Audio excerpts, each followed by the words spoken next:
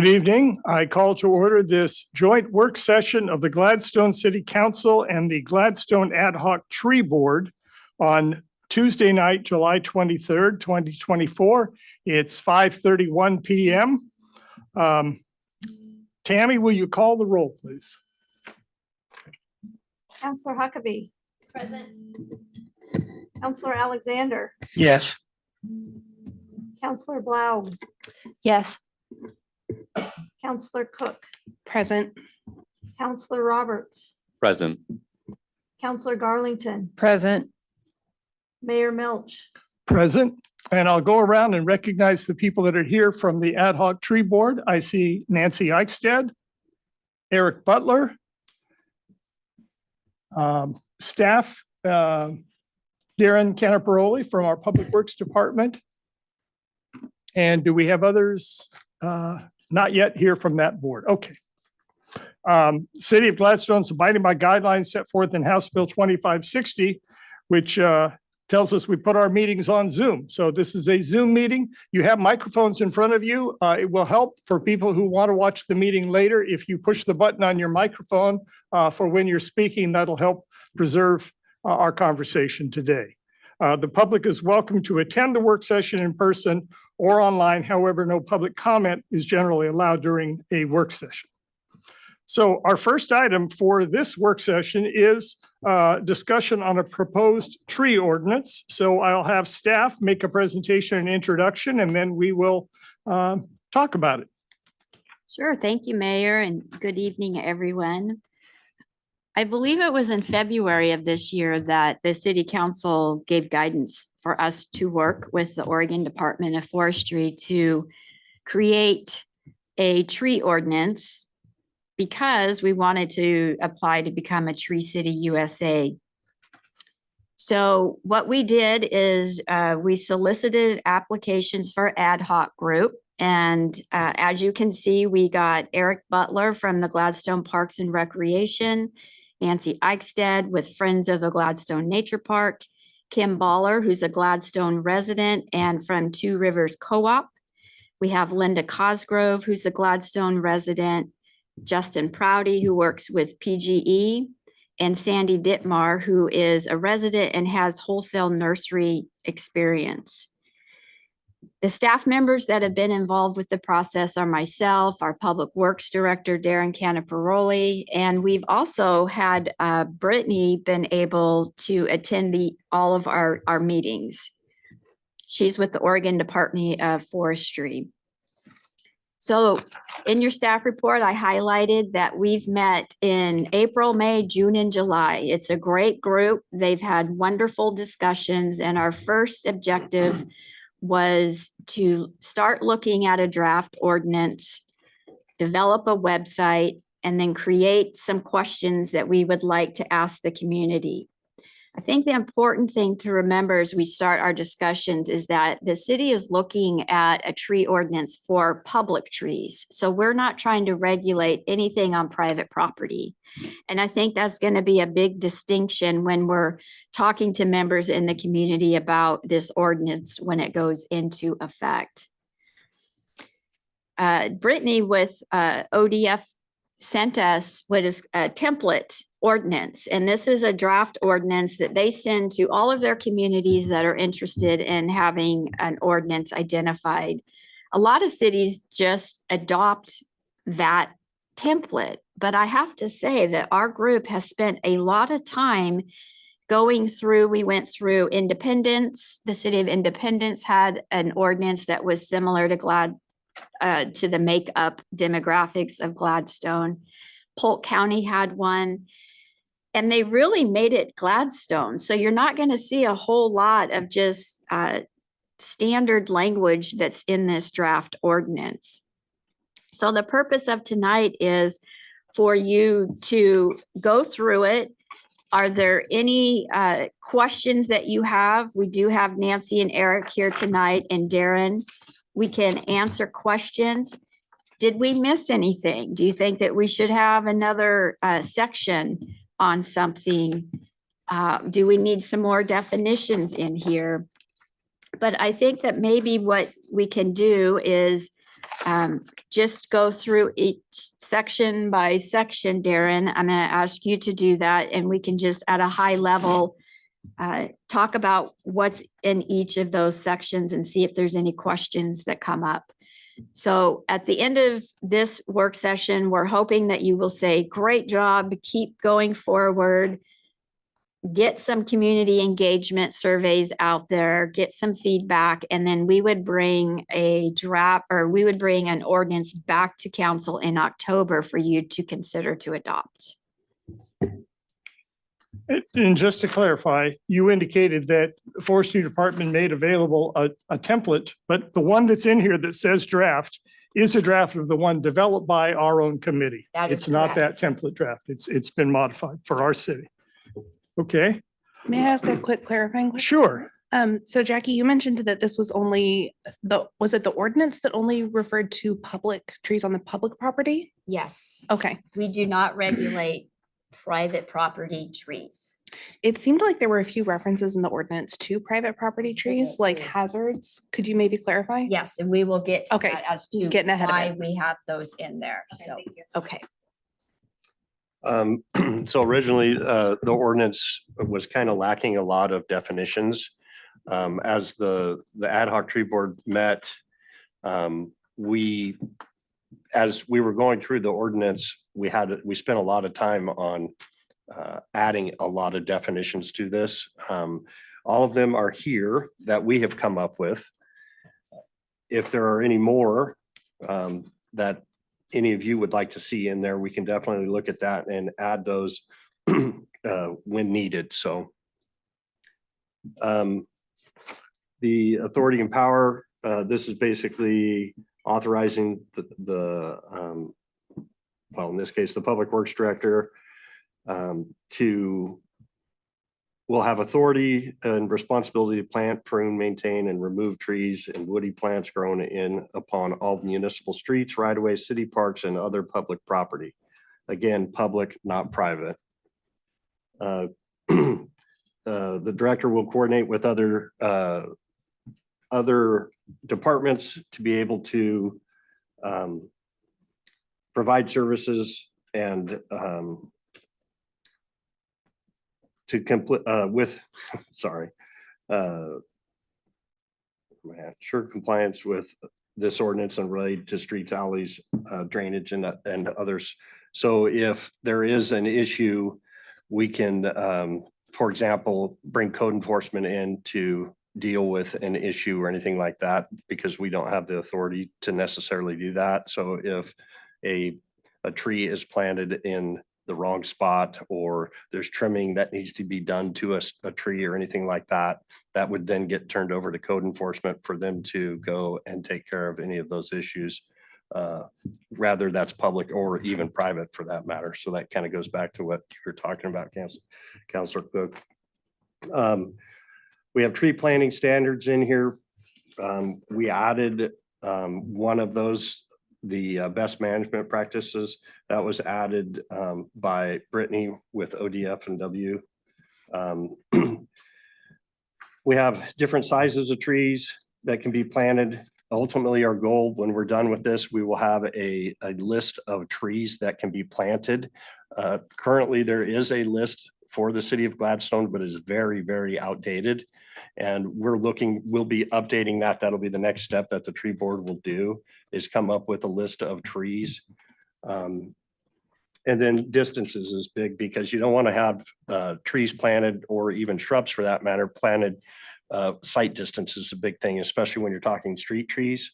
You don't want to have something get planted in the wrong spot and then end up having to remove something because it wasn't planted correctly. So site distances, around signs, overhead wires, all of that stuff was all taken into account when coming up with the distances. Obviously, we have utilities that are involved with that, hydrants, street lights, like I said, street corners. All of that is incorporated within this ordinance. Which is why it was really great that Justin with PGE is on our group, because he could offer some good information on the utility piece of that. Can I ask a question within this section before we get onto the tree care? The sizes. My apologies. The sizes and the planting distances. Now, is that something that's going to have to be incorporated into our codes? Or because it's only public property, it doesn't really, just asking. This will become part of our code once we adopt the ordinance. Okay, There is a section in the planning and development Correct. code that is different. That is for redevelopment and development. But this again, and that's why we'll keep coming back, that it's really just about public trees in our rights of ways. But this will become the code after it's adopted. And Eric, I don't know, did you want to share anything about the sizes or the planting distances? I know there was a lot of discussion as to how we got to these. I think a lot of these size recommendations are based on things that we've seen in other example ordinances and in also in recommendations made by professional organizations like the National Society for Arboriculture. So it's a lot of things that are based on standards and what we've seen in other examples. And these aren't specifying specific trees or cultivars or anything like that. These are just purely size classes, and we'll be basing a list that can be updated as needed, separate from the ordinance. Can you say something about what root guards are? Root guards are, so if you have a planter strip and you go to put a tree in that planter strip, a root guard is supposed to help from having roots come up and mess up sidewalks or possibly curbs, things like that. That's what a root guard is. Basically a barrier to keep the roots to go down instead of out. And could we get some clarification? Because we're talking about public trees versus private trees. If we talk about right of way, if you have a planter strip in front of your house that's between the sidewalk and the street, my understanding that is right of way, and therefore that would be regulated by these rules. But it's, people usually think of it as their property. So how do we reconcile that? What's the best way for people to understand the difference there? So currently in the code, it is the adjacent property owner's responsibility. So basically from the curb all the way to their house is the property owner's responsibility. So anything, the sidewalk, if that gets damaged, that's the property owner's responsibility. The planter strip, whatever's in there, that's the property owner's responsibility. So anything within that is, it's their property, but we have the right of way, meaning that's where all the utilities are run. Typically, you know, your gas, power, electric, sometimes water, sometimes sewer. All that is ran within that right of way. So it's theirs, but it's very similar to an easement, but it's not an easement. So if I, as a homeowner, plant a tree there, would I have to abide by the public tree standards that we're adopting here? That is correct. Okay. And I think that's an important piece because I'm guessing there's a lot of homeowners or renters that don't even know that the trees are their responsibility. So as we go through this community engagement process and education piece, I think it's getting them to understand whose responsibility, because it's always when it falls or if there's a hazard, then who's supposed to take care of it. So. And what is the plan if existing trees are planted closer than the guidance in here? Like, is that going to be required to be removed? No, we'll grandfather anything that's in. If it does become an issue as far as sight lines or anything like that, there would need to be some pruning that would need to be done to be able to make sure that we, you know, for signs and street lights, all that stuff. But anything that's currently planted would be grandfathered in. So I have a question about the roots thing. I just know because my brother lived on Hereford there, right at 300, right at the corner by, yeah. And the root broke the sidewalk. He was responsible. He put a sidewalk in. 2 years later, the root got bigger and turned, broke the sidewalk. Can that tree just be removed? I mean, it's a big old tree and everybody likes it. It just keeps tearing up the sidewalk. And now you can see on the other side of the curb where it's starting to damage the street. So what do you do about those roots?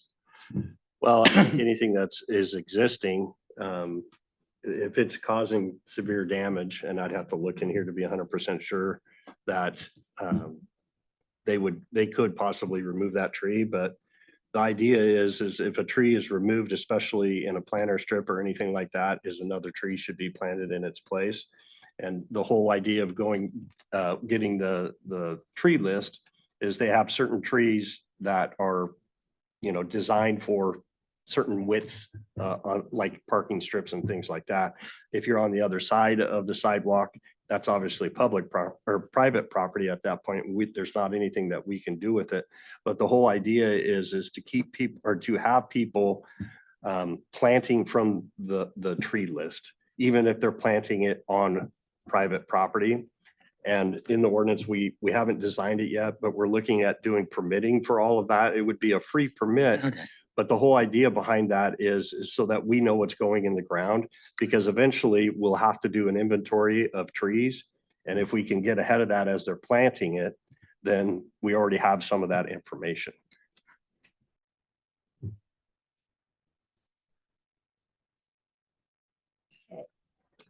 Can I ask a question real quick? Yes. So what if you find trees on private property when you do that inventory that are not good for this area? Technically, that's their tree. So there's nothing that we can do as long as it's not a hazard. Right, okay. If it's a hazard, then that's a completely different thing. Right. That makes sense. Okay, thank you. And those are good points. And Brittany made it very clear at our first meeting when we were starting on this too, is getting people to understand that we're really only focused on public is the key here. Yes.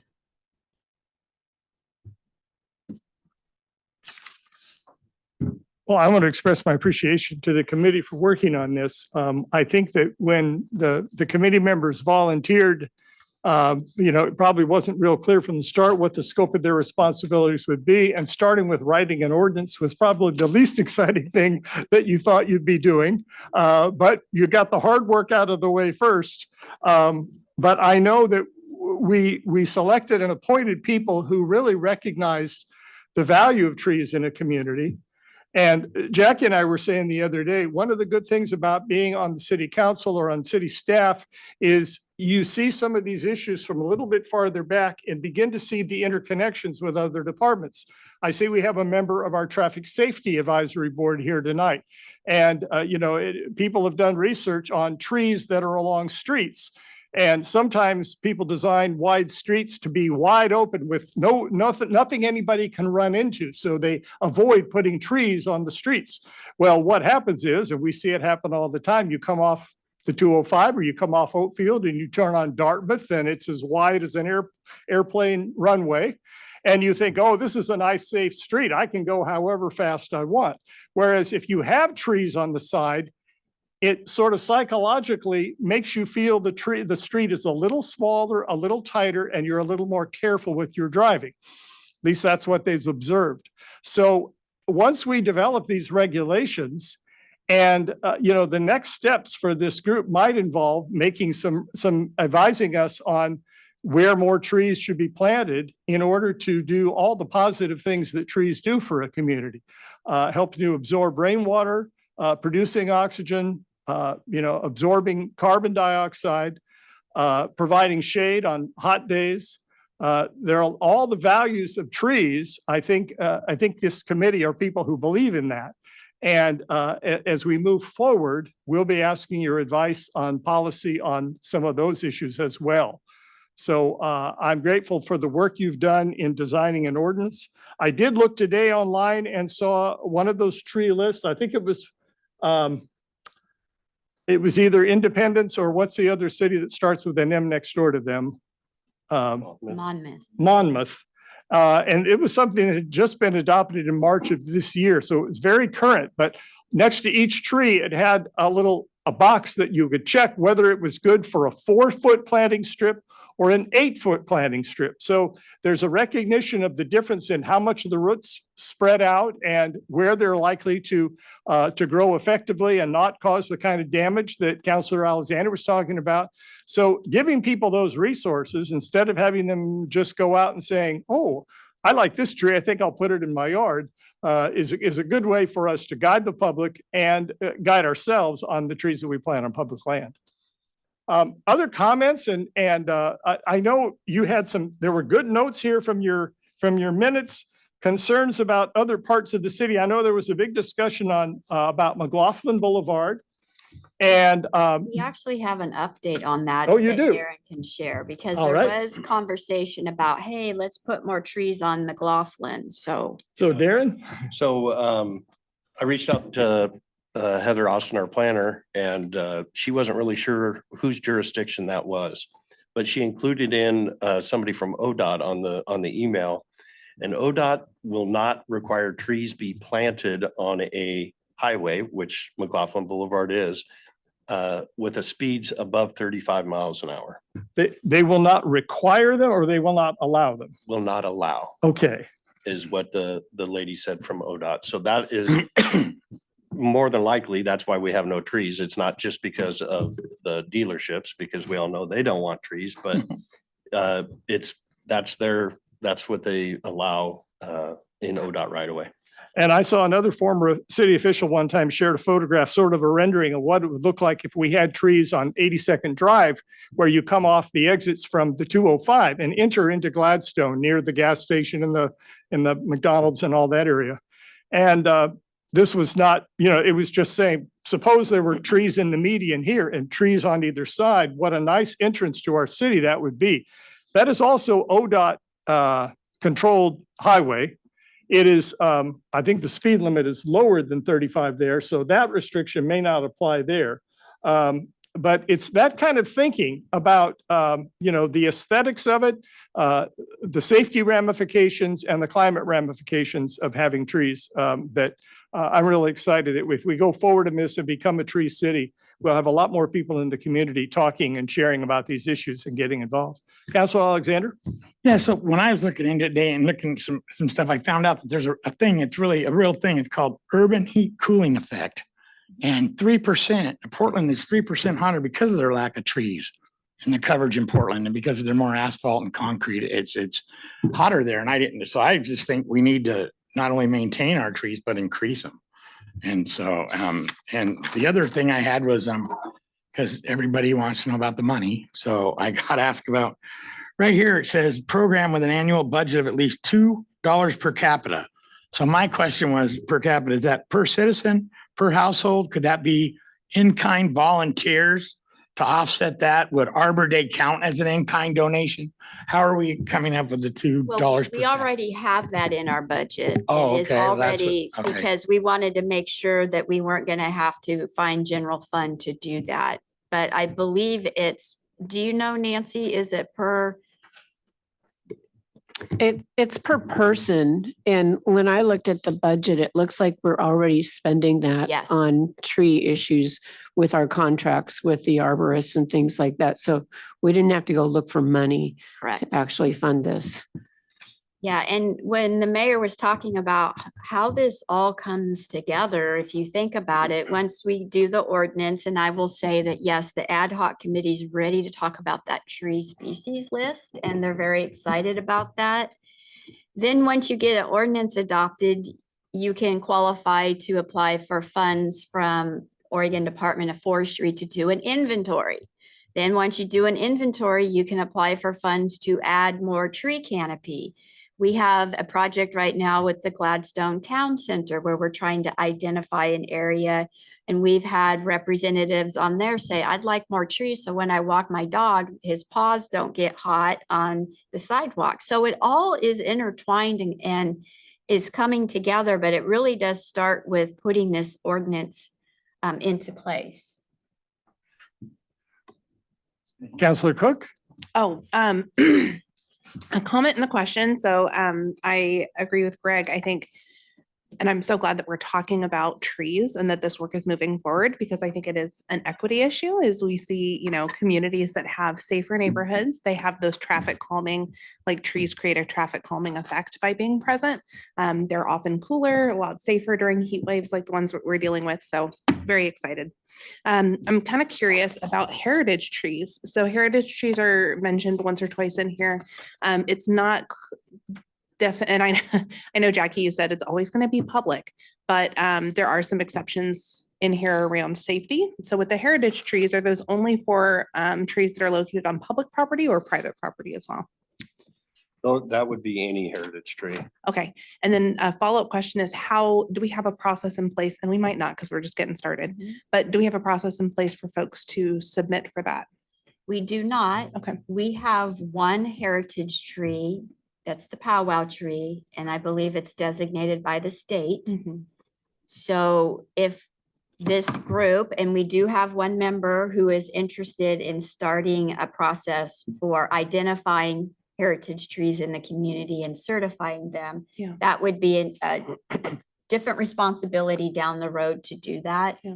And I also know that she's working or trying to work with the Historical Society, because who has that knowledge, or who can say that is a heritage tree? But for purposes of this ordinance, we knew that we had one identified in Gladstone. It's public related, but that becomes an issue. Let's say that you own a piece of property and you want to build a duplex and you have a tree in your yard, and that becomes an issue with the age of the tree, and how are people going to feel about that being removed? Yeah. So The reason I ask a question, one of my neighbors is very passionate about two of the trees in his yard and feels very strongly that they're heritage trees. There's currently no mechanism to designate them officially. So he went out and bought plaques that say this is an official heritage tree. And he told me that he's afraid that when he passes away, the next owners of the home will get rid of them. So this is his attempt to scare off any attempts of getting rid of those trees, which I thought was very sweet. And so I'll be watching to see what that process looks like when it's going. Yeah, it does say formally recognized, and So I'm going to circle back to where Darren left off. The 30 days to comply with a notice from the city recorder. I think that's a little bit strong in that, we all lived through quite a storm. And to find somebody to come out and take care of a tree in your yard in 30 days during an ice storm is probably never going to happen unless you're the arborist yourself. Is there a way that language can be softened or gives some grace to people? You guys are meeting again, right? yes, Maybe and you- we're okay. going to take notes and then go back to the committee and Okay, I was just Discuss thinking that was one of them. And then,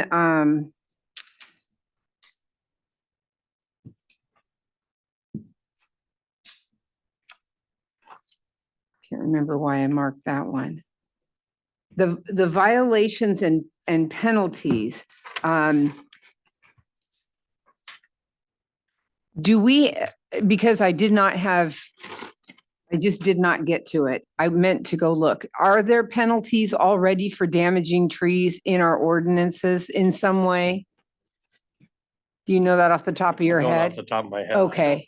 I don't think so. Okay. Well, I don't want to put something in here that's a scare tactic to someone. I'm sure the police could use destruction of public property if they needed to go down that route. but, Okay.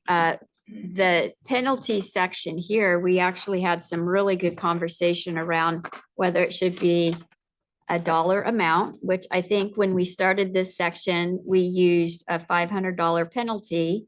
And members of the group felt like that was too low and that we should put in information about the appraised value of the tree, the time that it takes to hire somebody to put that in. So we're still open to suggestions on how that should be worded, but this is how we left it at this point. Okay. And then the only other thing I wanted to bring up, and that's only because I worked in the parks and things like that. I'm concerned that we're going to pull trees out that are old snags that the owls live in or that kind of thing. Talk to me about that a little bit. You want to talk about that, Eric? Because you brought that up. I had brought this up at our last meeting too, and it's also look at things like stump removal and some of the other questions where really kind of the thrust of most of the text of this ordinance is focused on street trees, and park trees and even more so natural resource area trees are sort of, there's potential for less stringent requirements around that. So for instance, where you could protect wildlife snags within Gladstone Nature Park, it doesn't make sense to go in and cut down every cottonwood that's dropping a couple limbs and Meldrum bar or something like that, and to drive a giant stump grinder out to the middle of the forest. So I think there's opportunities to create some more grace around trees that are outside of sort of the road right of way. We could potentially have lighter requirements for trees that are in developed parks, and even more of a hands-off approach to trees that are in natural areas where you're really just kind of dealing with hazard to life and limb. Okay. Thank you. I also had a question about, is there any space in here for helping low-income homeowners plant trees? Like, is that a thing that we have thought about? Because we would like to do that, but I know we have a number of people who just couldn't afford to buy a tree. I think that would be part of the function of this group going forward. When we begin to talk about if we want to examine our existing codes related to privately owned trees, we could look at that. And then when it comes to policies, as Administrator Betts said, for inventory trees and then planning to add trees, a program that offered some assistance or partnered with a nonprofit that specialized in doing that might be an approach we could take. And this committee could give us they could do the legwork and advise us on how to do that. But I think a lot of us would share your concern. And it goes back to Councilor Cook's comment about equity too. We don't want just people that can afford trees to have them in their homes and protecting their sidewalks and their pets and all the rest. We'd like them to be in as many places as we can, and that might involve giving some public assistance. And I do know that the state relies on, I think the term is disadvantaged areas in communities. And so we would have the ability to apply for funding for that specific equity issue. Yes. I can tell by the notes that these discussions were nuanced, they were thorough, they were thoughtful. You have dealt with some of the issues that occurred to us. So I'm really happy that we chose the people we did and that you thought about these things and have taken this good first step for us. I think where we go from here is just to, as Administrator Betts said, we'll take back the comments and the notes and refine it if need be, so that when it is brought before the council for adoption or the planning commission first, if it goes that way, I'm not sure, we'll have a chance to refine it and get everything in it that we think should be in there and make sure that there's not something that we feel is not appropriate for this community. But I think you've given us a good starting point. I did have one more thing. Yes. I found it and I'm not sure why I didn't mark it, but the removal of a heritage tree. I don't think there's enough stringent rules on that.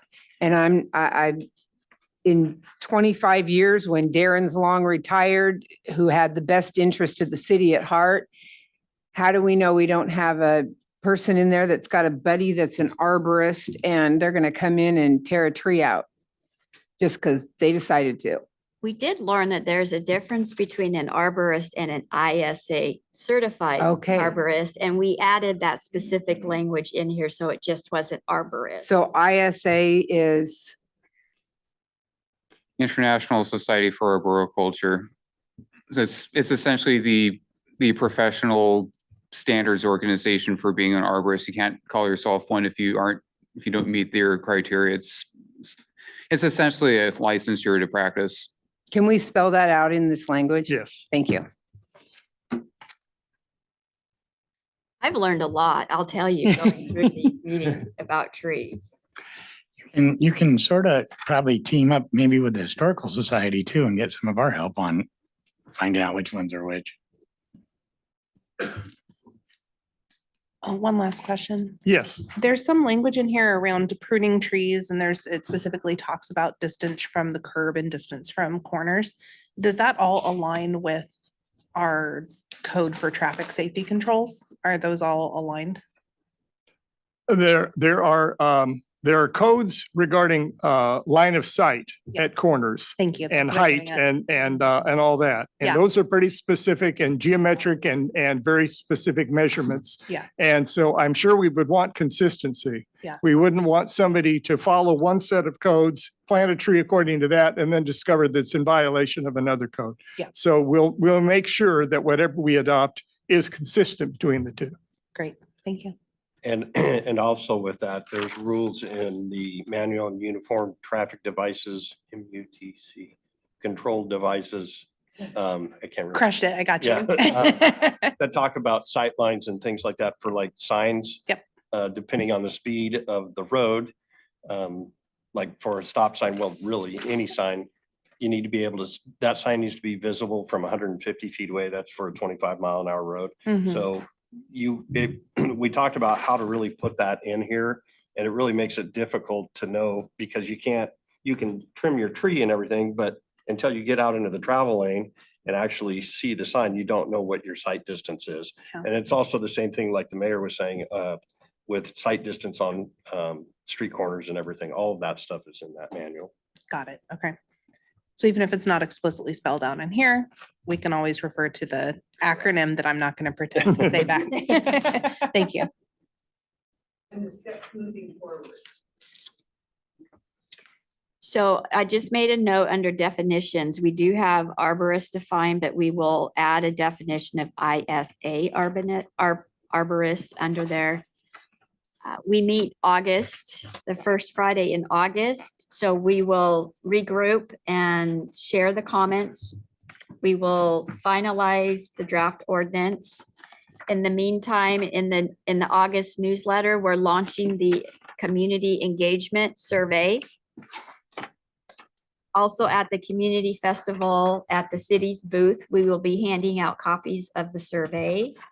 There is a gift card attached to that if people want to submit a $25 gift card for those that would like to provide us their name and contact information. A drawing for A a drawing, yeah, sorry. not everybody gets one. Not everybody gets one. There goes our per capita tree ordinance.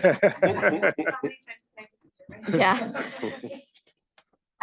And then, so August, September, we'll be gathering data from the community. We'll be tightening up the ordinance. They will be working on the tree species list. And then we will come back to you in October with the gathering of all the data we received and a final ordinance for consideration. And I have a feeling that you will not relieve them of their duties at the end of this year, that as we do our goals in 2025, there will be other objectives that you would have for the ad hoc committee. We're also working on a draft of a website so that all this information will be available to the public. They can look at the list of trees and the ordinance and everything else. And it is launched, it is live today, so it is on the city's website. Yes.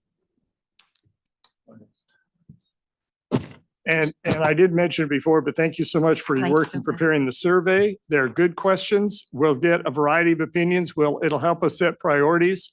And that kind of public involvement in making these decisions is always very helpful. So I'm grateful.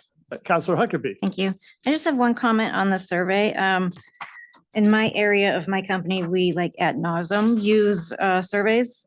This is a lot of open-ended questions that you're probably going to get a lot of NAs to or no responses. So I would suggest either shortening it or adding more multiple choice questions if you want more answers. That's it. All right. Thank you for that feedback, that when they go back and take a look, they could refine it a little bit more based on that, or not, up to them. Yeah, that's good. Okay, anything else on this topic? Nancy? Yeah, Mayor, I'd like to thank you for bringing up some of the positive aspects of trees. When I was first looking at Tree City USA, there were people around me who said, oh, we don't want that because we don't want people telling us what to do with our trees.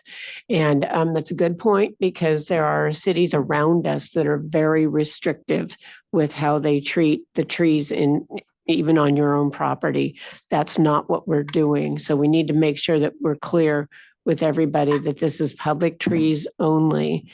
And it's a developing ordinance and a developing project, and little tweaks and changes will probably happen. But it's going to be a good thing, and it's going to enable us to encourage people to have a better tree canopy in Gladstone so that it's a healthier city. It's a more pleasant place to live. And that's why we're going there. Well, and we've had the experience too, unfortunately, very rapidly changing impacts of climate change in our community. And we know that trees help to mitigate climate change in one sense, but they also become, the victims of climate change, which we saw during the ice storm.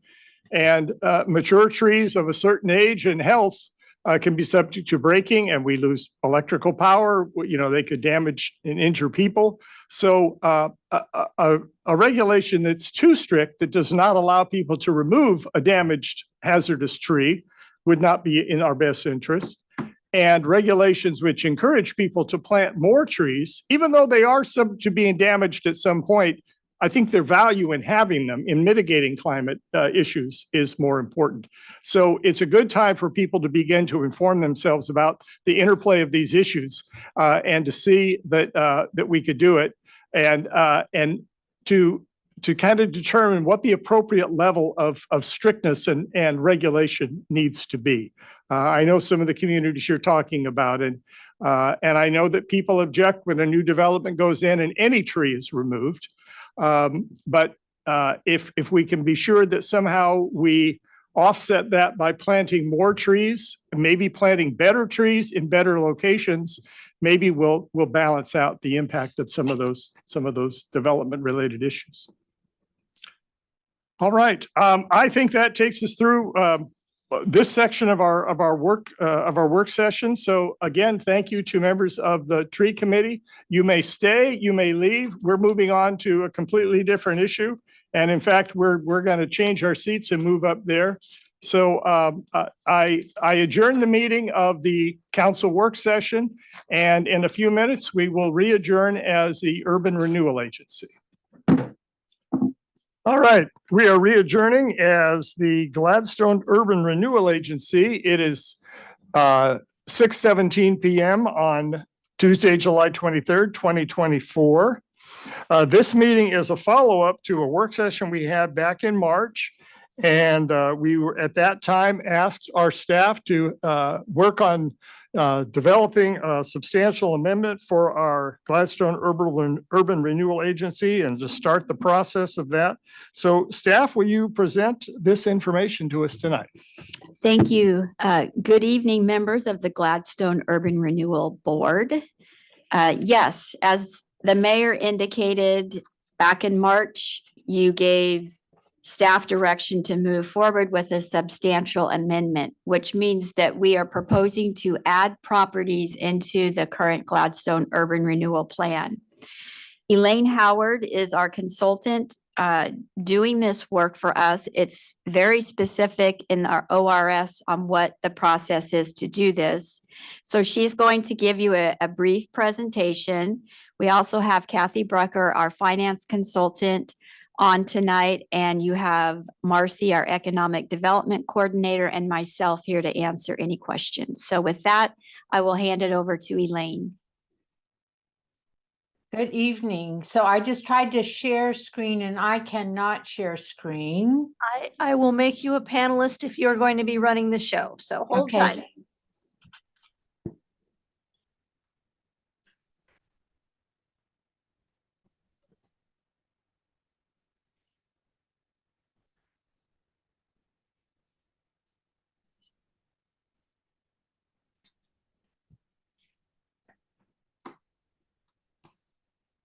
Okay, do you see the PowerPoint?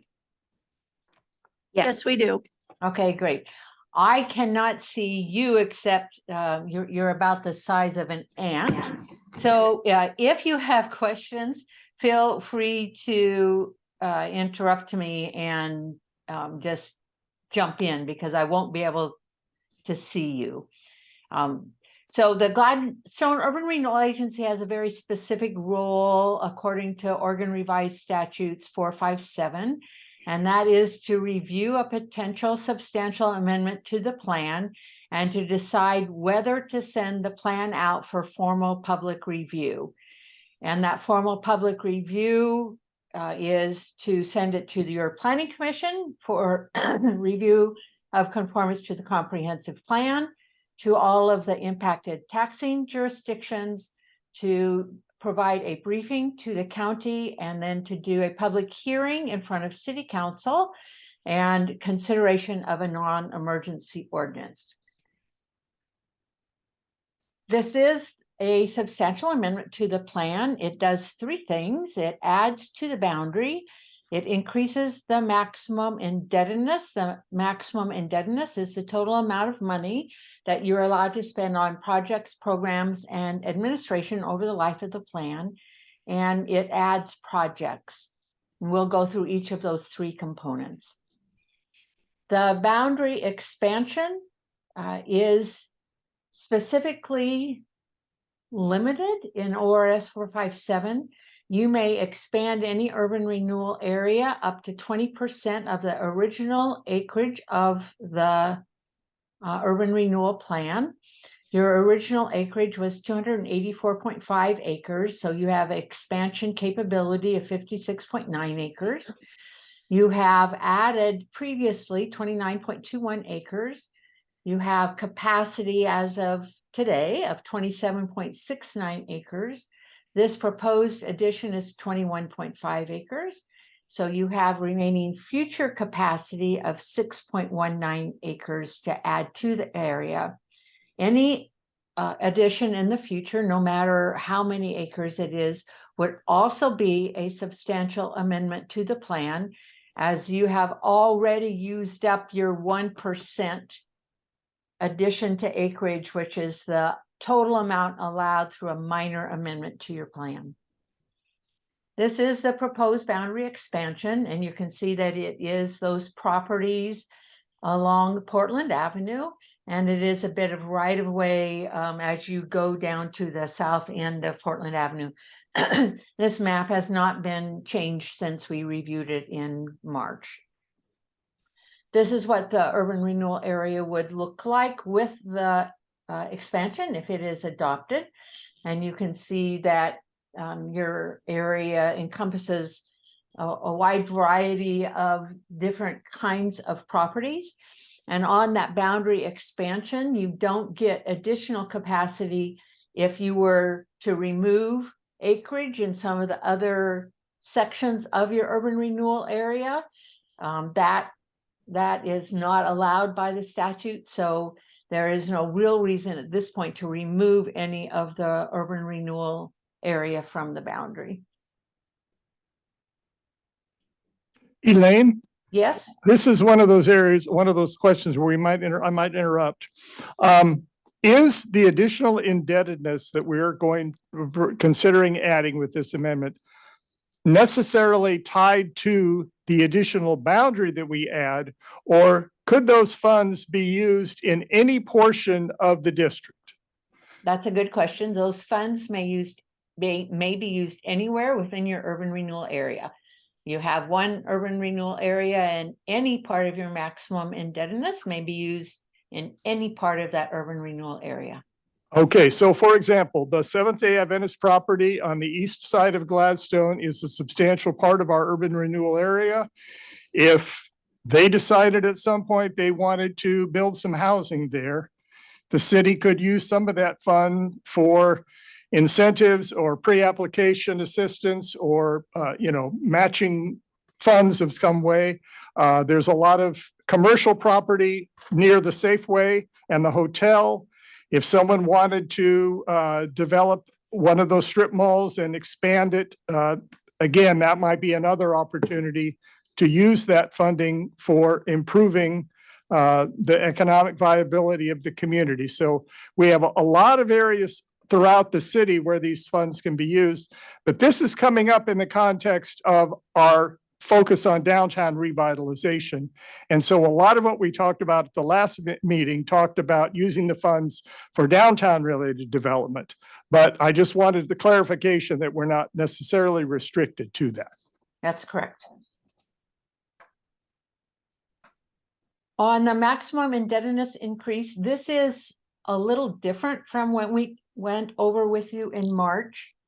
In March, we thought that the amount of maximum indebtedness that you may increase was around $7 million.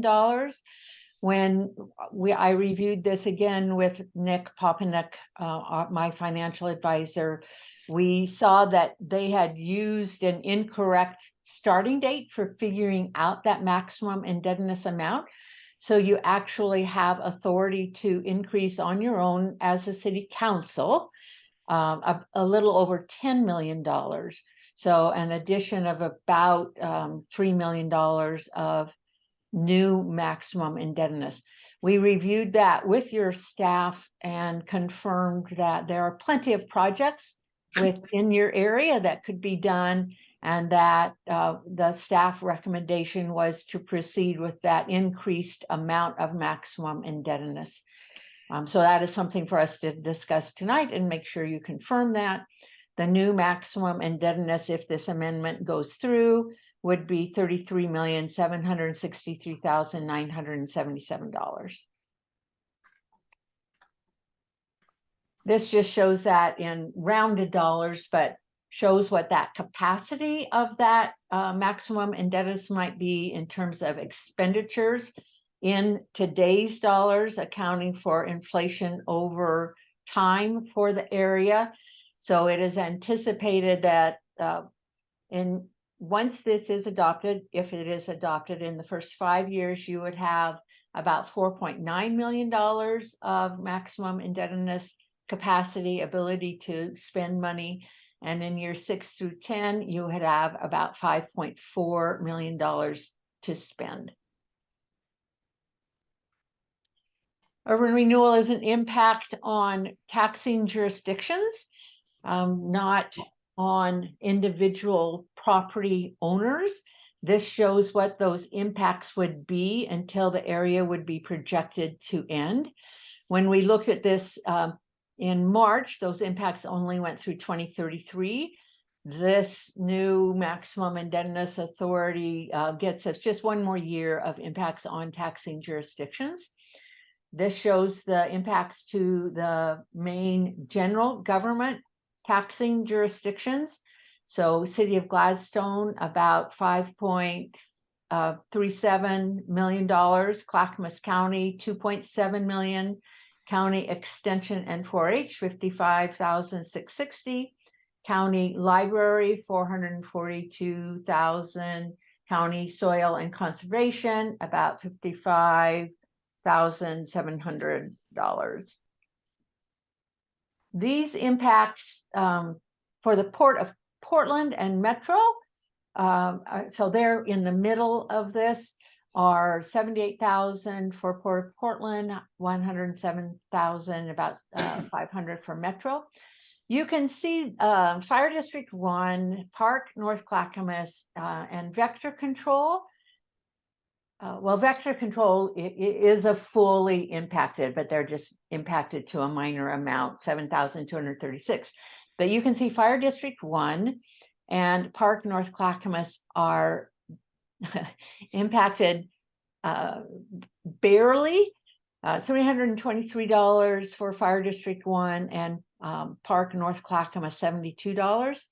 When we were reviewing the impacts with the county assessor's office, we questioned why these two areas would be impacted, because your area is entirely within the boundary of the city. And it is merely because Clackamas County had miscoded a tax lot area, and they have told us that they had also seen this error before we had contacted them, and that they will correct this in next year's tax roll.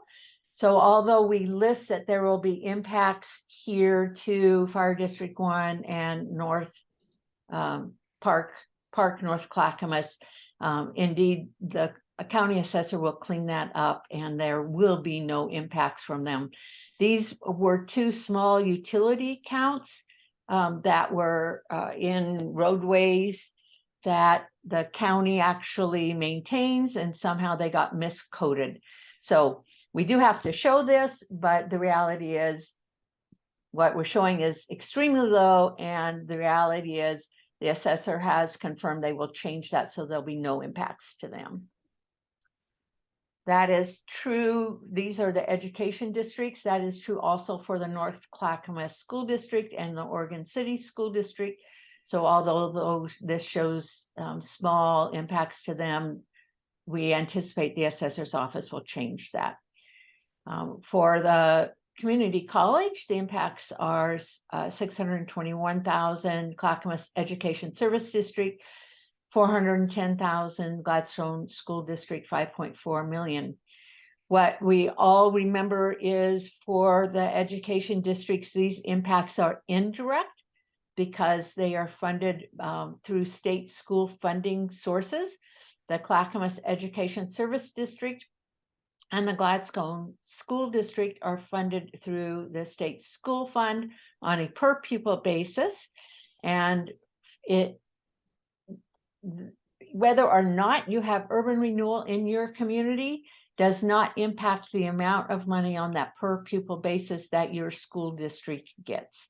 So although there are other questions about the state school fund, and the governor has recently talked about increasing proportional shares within that fund, urban renewal does not directly impact those allocations of revenues.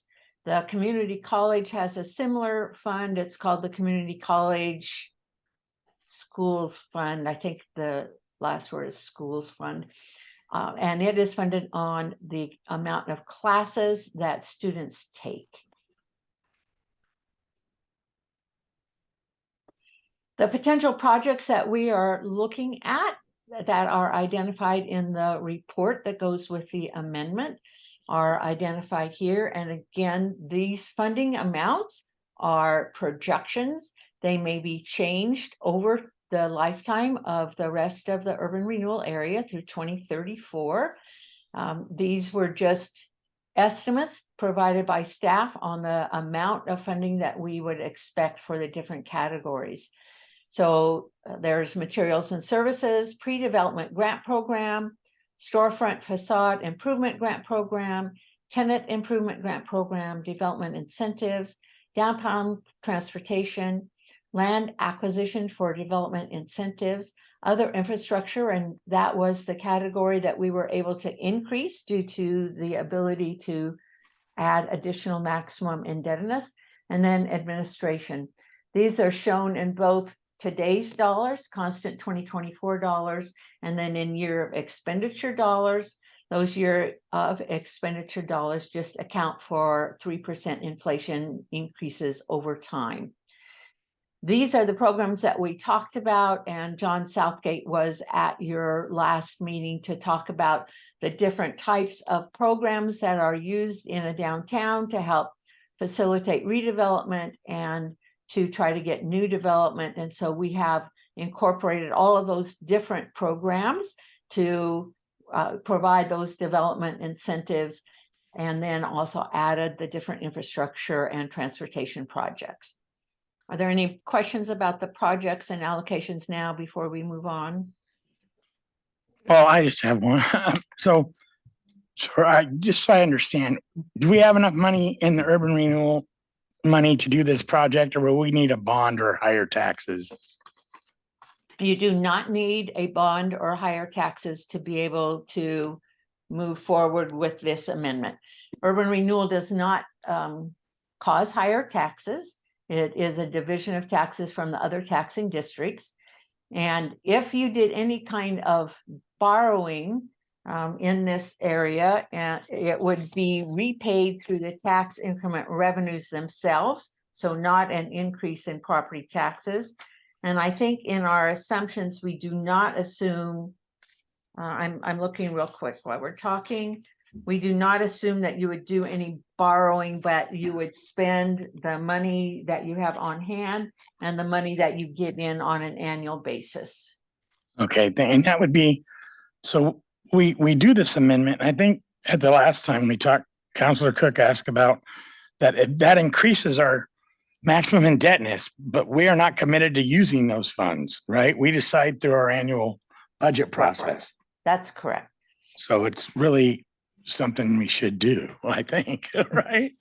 And when and when we say we increase the maximum indebtedness, it is such a confusing term. It is a term that's required for us to use by statute, but it doesn't mean that you have to borrow take out loans or do a bond to use that maximum indebtedness. You can use that maximum indebtedness by spending it on projects. You can use it by giving a grant. It's by committing those funds to any of these projects, uses up that maximum indebtedness. And you're right, you have the ability every year when you go through your budget process to make the decision on how you want to allocate those funds that are coming in, and if you really want to allocate or keep using that maximum indebtedness. Thank you. And just to clarify one more thing, this list of projects and amounts, these are just estimates that sort of show the proportional amounts that various things could be projected to cost if we wanted to do this big a range of things. But we're not in any way committing ourselves to this level of spending. We could budget this money more specifically during our regular budget process later on. Is that correct? That's correct. Okay. This just gives us a good idea of how far the money would go. Yes. Yes. But if, for example, another question, is it limited to, I'm going to say, property development related things? For example, if we wanted to subsidize our library to enable them to expand to having hours on Sunday, and the library is within the urban renewal district, is that kind of a staffing support thing? Is that an appropriate urban renewal expenditure, or should it be something that has to do with bricks and mortar?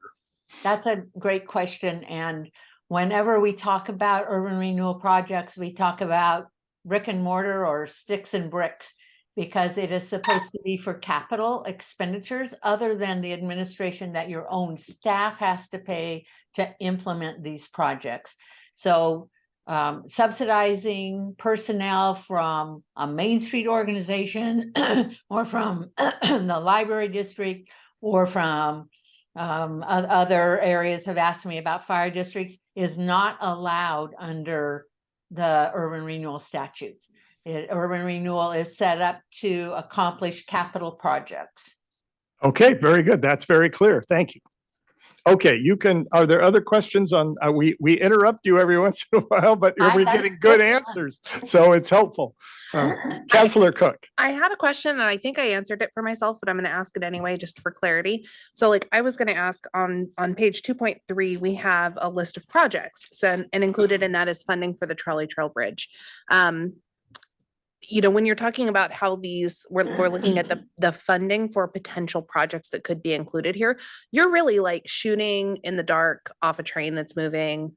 Like these are very speculative numbers, right? Because I'm like, this trolley trail funding could come from other infrastructure, which is like the largest line item on this list. But then there could be grants and all kinds of other funding you could consider that downtown transportation. There's all kinds of places that this could come from. And I guess my assumption is that this is very speculative. Is that correct? It is giving you authority. So, and yes, it is speculative. But if we put the trolley funding in, because if we hadn't, you wouldn't be able to spend money on that.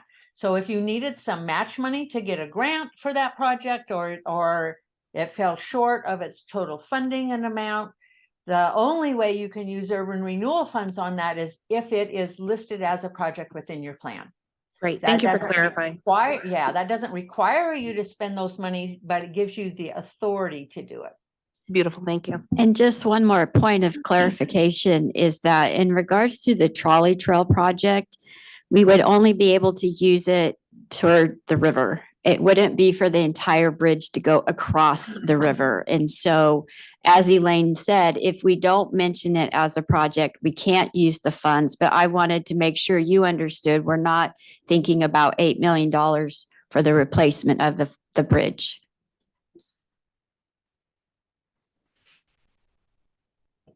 So basically what an urban renewal plan does is gives you authority to undertake activities and projects. So you are totally right. When you're looking at this list of projects, this is general and it is speculative, but it gives you the authority to undertake any of those activities.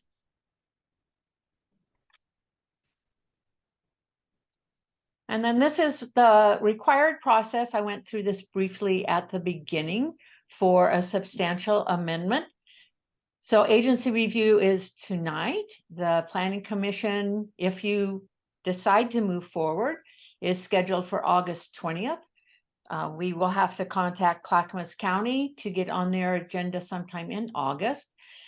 The city would send out notices to citizens of a city council consideration of an ordinance via utility bills in the August utility billing. The taxing districts, if you move ahead tonight, would receive notifications tomorrow. And that is required to go to all taxing districts. And unfortunately, even those who shouldn't be included, and we have explained within those letters why they are included and why it's such a small amount. And then a hearing by the Gladstone City Council on September 10th to consider a non-emergency ordinance. If that vote is unanimous, it could be adopted on September 10th. If the vote is not unanimous, it would have to go to the next meeting for a vote. And as outlined in your staff report, these are the potential options for you. The agency could choose to approve the documents as presented. The agency could decide not to approve the documents and do not go forward with a substantial amendment. And the agency could choose to approve the documents with modifications. And staff had provided a recommendation, and I'll just put that up for you. And I can either leave that up or I can stop sharing, since I believe that this is in your staff report too. So you can let me know whether you'd like to look at any of the other slides, or you'd like me to stop sharing, or just leave this up. We have some of the maps and other things in our packet. So, but if we want to go back to earlier slides, we can. Are there other questions or comments, or Councillor Blaug? Yeah, I just wanted to make sure that we are on the map. We're seeing Chicago as the street right there, and we don't go all the way to that. Is that correct? So we're like half a block on Arlington and not all the way to the next street, which is Chicago. Yes, I think if you look at the map, the section that sort of drops down and angles off to the right off Gloucester, that is the elementary school property. So the left border of that would be Chicago Street. So the area in our downtown core generally is a half block east and west of Portland Avenue, but not all the way to Chicago or to, I think it's Bellevue is the other one on the other side. And I also want to be clear that if this moves forward, we work with a title company to get a legal description of all the properties that will include all those specific details on it. Yeah, I just needed to make sure because I did not want to be in the urban renewal boundary of my personal property. So thank you. And one thing to make clear again, adding property to the urban renewal district, the boundaries, does not raise the taxes of those property owners. It allows that property to be to receive funding from the district or to be developed through funding of the district. Yeah, That's I was correct. just afraid I had a conflict of interest is all. Right. So I wanted to make sure I didn't. I did one of these in one city and 4 of the 5 city council members had property within the area, so that happens. I have a question. Counselor Garland. Just some clarification. The 24th Amendment says that our increased maximum indebtedness from 23,500,000 plus to 30,725,000 plus. But I thought we were talking about 33 million. So what am I missing? So if there is something that still says 30 million, that's an error on my part. Oh, And What page are you on? I'm Mindy? on 2.5 on the introduction to the 24th Yep. Amendment. Yep, you're right. I see that on mine. It didn't get changed and I very much appreciate. So if you do a motion, you can say with the edit recommended to change that, and I will get that changed tonight. Good catch. Yes, thank you. 337.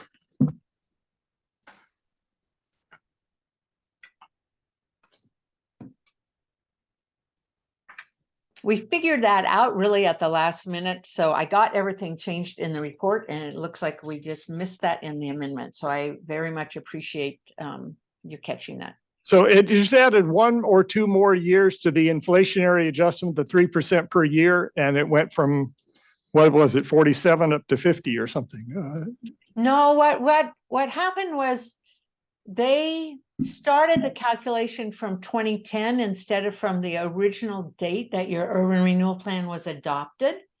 So the calculation on maximum indebtedness increased by 3% every year went back into prior to 2000. So that when your plan was originally adopted. So that is what gave us that additional $3 million. Now, is this the final maximum indebtedness we can do?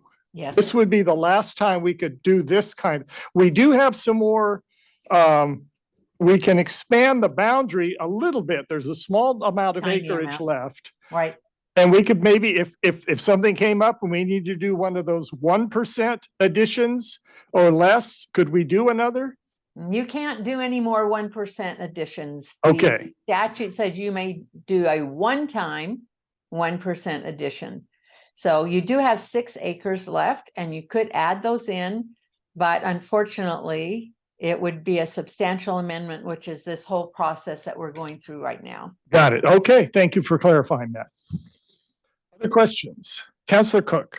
Yeah, on page 2.8, part 7, it talks about property acquisition, and I may be completely misremembering, maybe a dream I had, but I did not think that property acquisition was something that was included when we talked about this in March. It looks like it is now. Is there any particular reason why that has changed, or? I watched the March thing again, and Counselor Alexander watched it. And one of the things that John Southgate emphasized was that acquiring property was a strong recommendation of one of the things you could do. Got it. So we weren't going out. We didn't have anything in mind at that point. Yeah. But he was saying that, for example, the property at the foot of Portland Avenue, if it had not already been purchased, it could have been purchased with this money if it had still been available. He mentioned that as a specific example. Okay. So so acquisition of property is one of the things that did we acquire this property with urban renewal funds, Administrator Betts? Yes, we did. And just to expand on that, Gladstone, we've been very proud that we've been a pay-as-you-go community. And that's even what we're proposing as we go through this substantial amendment. To get back to what Counselor Alexander asked, is that our intent is not to borrow or to go further in debt.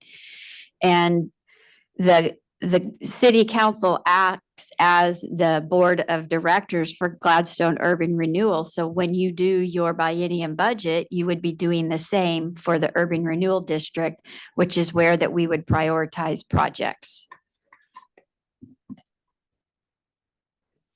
Counselor Garlington. Okay, so I'm going to back up just a little bit because I'm going to ask for out loud clarification.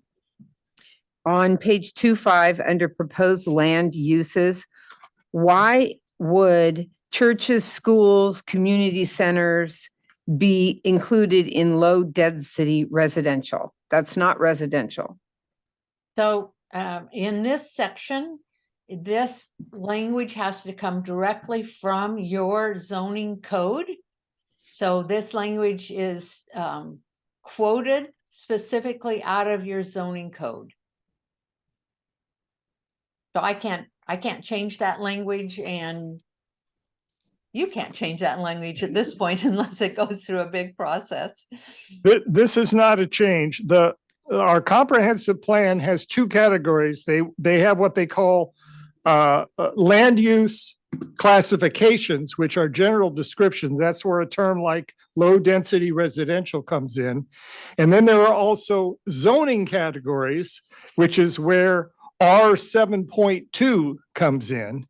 And in our city, those are the same, or generally they are. So our low density residential would be the neighborhoods up near where you live and on the hillside. Those are generally zoned R 7.2, which means the lot size is a minimum of 7,200 square feet. But within a zone like that, there are a lot of other uses that are permitted within that zone. And that includes schools and churches and anything else that's listed here, nursing homes and so on. So my next question would be, given that our budget is completely separate from the school district's budget, why is the school district in urban renewal? Oh, it's not in urban renewal. Well, the school properties are within our urban renewal district because we define the boundaries of the district and the church SDA property is also a substantial part.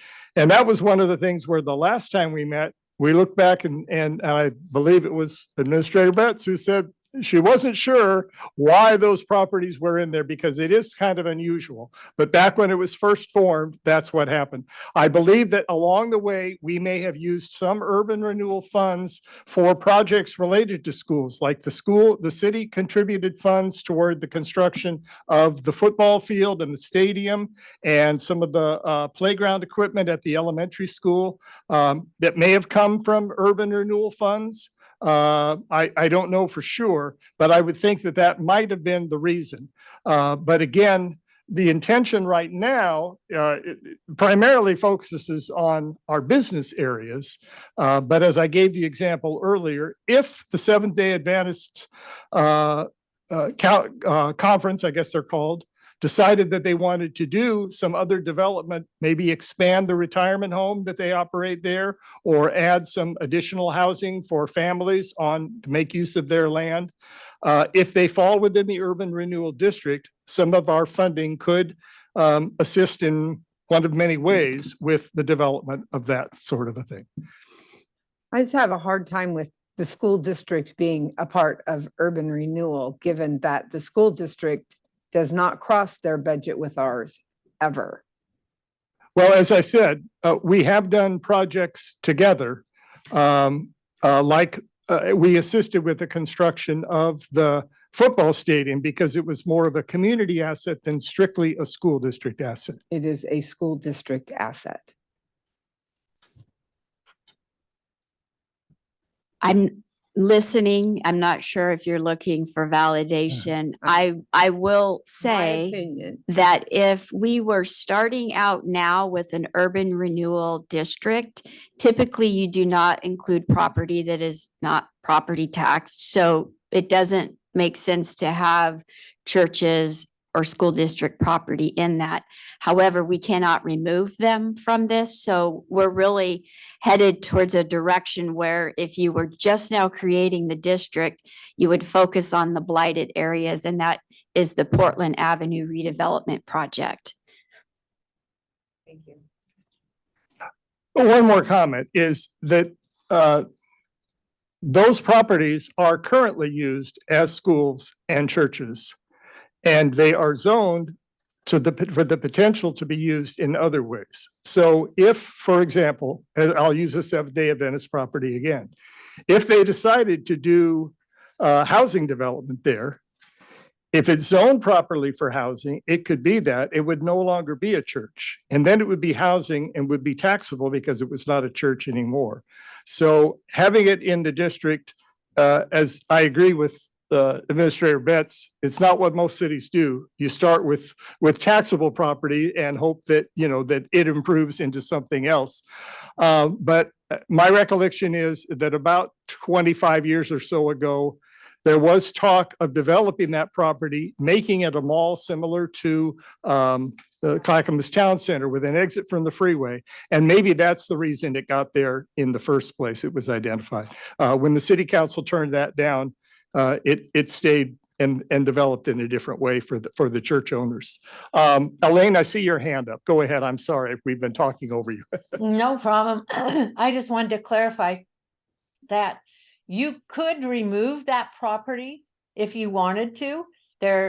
We can remove property, but it's irrelevant to you in terms of whether or not you could add additional property into the area. Removing property doesn't give you capacity to add additional property. Having the school in the area doesn't negatively impact the area at all in terms of your existing tax collections. So it would be a cost item because you would have to get a new legal description done that would eliminate that from the boundary. But in terms of whether or I agree with Administrator Betts. If we were doing this from the beginning, that wouldn't be in the boundary unless you were doing a specific project for them. But having it in the boundary now is really administratively an irrelevant fact. The only value that I see to it is that the boundary itself is so large that when we're allowed to add 20% of the original boundary, it gave us the ability to add a lot of acres. But we should have thought of those acres right from the start. It should have been about Portland Avenue all along. I think that's what we said the last time, but it is what it is. We're inheriting something that's many, many years old. All right. I have one more question. One more question from Council Alexander. Just because I'm looking now, I'm paying attention. I just, so I fall in the urban renewal boundaries. I don't think you do. You don't, I'm right. You turn right on Portland Avenue onto Hereford and that's my house. So I think I'm in there, right there. See, I think that the one on Hereford that is, there are 3 properties on Gloucester and then next to it is one big property. And I think that one big property is the property where the dance studio and that house was there. He bought, tore down, and so it went all the way to that on the other side of my fence. We will check the tax the tax lots and determine whether your house is in or not. I just wanted to ask the question. So, because you are in the urban renewal boundary, they can't say betterment of the city, blight, eminent domain. I mean, that if you're a property owner there, you don't lose any rights or anything like that, do you? A property in the urban renewal district can be purchased by the city under eminent domain for public improvements, for public buildings. That's what was done with the property that we are sitting on right now. Right. No one could buy your property and sell it to a developer and say, hey, put some big apartments there so we can get more housing. The law is very clear on that now. They've changed that and you can't do it that way. All right, thank you. But notifications will go out to property owners if we're proposing to change the boundary. Is that correct? So what they'll put a notice in the August utility bill according to the schedule that we have set out. The next step, if you move this forward tonight, is I have 15 letters I need to sign that go to all the affected taxing districts beginning tomorrow. Yes. They will also get a 40-page document with the plan amendment in there. And then we would just follow the schedule that Elaine set forth in the PowerPoint. It goes to the Planning Commission in August. Not sure when we would go to the county commissioners or whether or not that they would want us to present to them. I also wanted to be clear that if anybody opposed what we're doing, that doesn't mean we can't still go forward with what we're doing. We just have to allow them the opportunity to comment on the process. You're talking about the taxing districts, if Correct. they were opposed, right? So is that gonna deter anybody if sending those out? The taxing district people are gonna get this document and are they gonna not want to do it or want to do it or what? I mean, Oh, I don't know if any will comment on it or not. It depends on if their governing body is pro urban renewal or not. I have a question. Yes, Councilor Garland. We're not exactly sure, based on this map, who is and who is not included in this. If we can't even say that Councilor Alexander's property may or may not be in this. So the homeowners have not at this point been notified. I'm sorry, the property owners. We do have a list of the properties that are included in it. I don't have it with me here tonight, but again, we're not raising their property taxes. So we're notifying them of the process that we're doing. Yeah.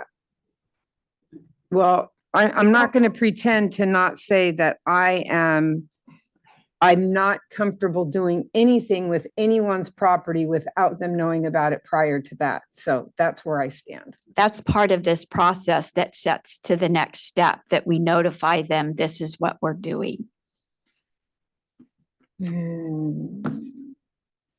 So just to clarify, Jackie, we're not voting on this till September. That's correct. You're To give telling us to everybody- keep moving forward To give- because we've got all of these milestones that we have to go through, which includes notifying the property owners of the process. So that gives them time to receive the notification if they have concerns, communicate those concerns, engage with those concerns. Correct. And then we won't move to a vote until September, at which point they will have had a chance to engage with the process. Correct. Okay, well, I'm not sure if I'm comfortable with just a notification in somebody's water bill. When you're talking about my property, I want to know that you're talking about my property. It's my property. I own it. I paid for it. And that's how other people feel about theirs. So I'm not sure that I'm comfortable with just that. So let's get some clarification. The notification in the utility bills is to go to all property owners in the city, all utility bill payers, or only to the ones whose property would become part of the urban renewal district. Elaine? Elaine, yes. The notification goes out to all utility customers within the city. So everybody, not just the property owners. And in terms of, I've been doing this for nearly 20 years. I don't think I have ever sent a separate notification to each property owner who's in the urban renewal area. And I believe the reason that that doesn't go out is, number one, it doesn't raise their taxes. It doesn't change their zoning. It doesn't change their comprehensive plan designation. It doesn't take away any of their rights as a property owner. It only provides them the ability to use urban renewal funding for projects if their property, falls within that area of projects that you're looking at doing. So it doesn't take away any property owner rights at all. Doesn't it negatively impact any property owner rights. Okay, so why were we going to talk to a title agency then?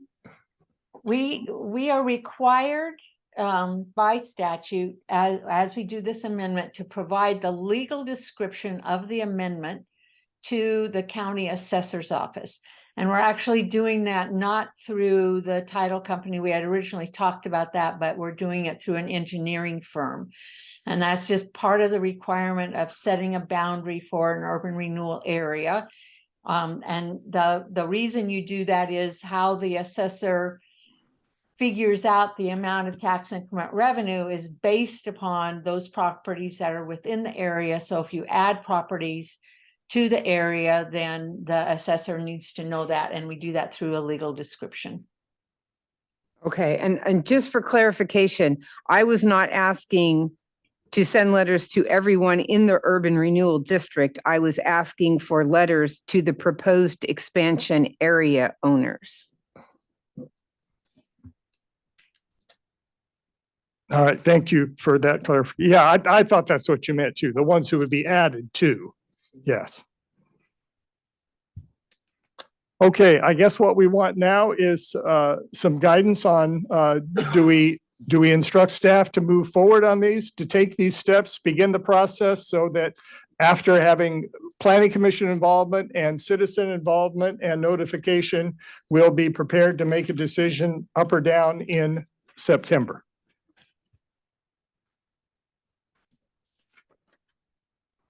I see Councilor Blau nodding her head. That's helpful to me. So I actually, Councilor Cook, sorry, go ahead. get excited, Mayor. I'm so sorry. I've been thinking about what Councilor Garlington was saying and thinking about the notification processes being paired to the utility billing. I actually almost got my utilities shut off because I had them set to auto pay and then I changed my checking account and I didn't open all the envelopes because it was on auto pay. Why would I open it's on auto pay. I didn't have to worry about it. So I guess I can see your point around that notification, maybe not necessarily being, yeah, I think a separate notification might be warranted because we do have people set up on auto pay and there's probably other people out there like me who are just throwing it in the recycling. So then we choose to approve the documents with modifications. Yeah, this would, the way it's been set up is to show us basically what the content of the amendment would be. It's kind of a starting place. We're not adopting it tonight. We're just instructing staff to move forward and complete the process. Or really, well, not, yeah, complete it, because tonight is kind of maybe the second step in a multi-step process. Councilor Huckabee. I really have to have a clarifying question because it's bouncing in my head and I can't make sense of it. So I apologize. And I don't want to beat a dead horse, but we're saying that these properties that are going to be added, we are not negatively affecting them at all. And there's benefits they can have, right? But we can, at some point, the city decide to buy that property to put a city building on it. But actually, we could do that with any property in the city. Any, not Yes, just. not Not just, just, yeah. okay. I realized after I said to Councilor Alexander, he was bringing it up because he thought because he was, Right. might be in the district, that would create a Any different property with situation. eminent domain. We did not make Okay. this property part of the urban renewal district until after we purchased it and decided to do some expansion to be able to put sidewalks in. Right. things I like just that. misunderstood it. Yeah. Okay, I get it now. Thank you. I'd like to clarify one thing is the statute requires you do a citywide notice. It gives you 4 ways to do that notice. Usually cities do utility bills because it's the least expensive, but you could decide to do it one of the other ways. The other ways are through to all postal patrons, to all voters. Oh, and there's one more. I'm sorry, I have to pull up the statute. Is it like a land use thing where you have to put it in a newspaper of record, which No, no one reads anymore? I know that would be even less effective, yes. yeah, just a minute and I will read you the list. No, it has to be a mailed notice.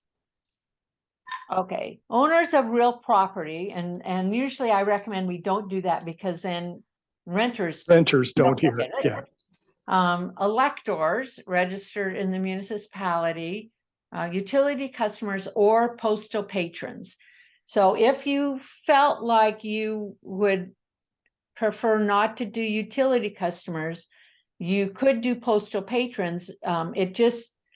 by doing utility customers, you save the postage because you're able to include it within something people already get. But if you feel like that isn't sufficient, you do have these other options.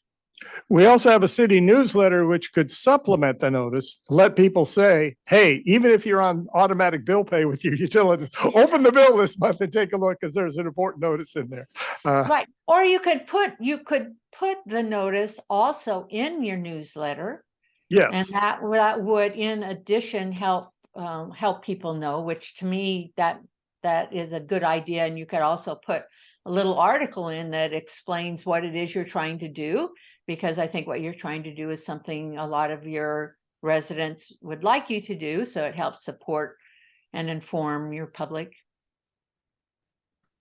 I see heads nodding on that idea too. I think that's a good one. I think after the clarification from Counselor Huckabee that this is not increasing anyone's risk of property acquisition, I don't have any concerns about, because I think that's the only potential negative outcome that a property owner might be concerned about.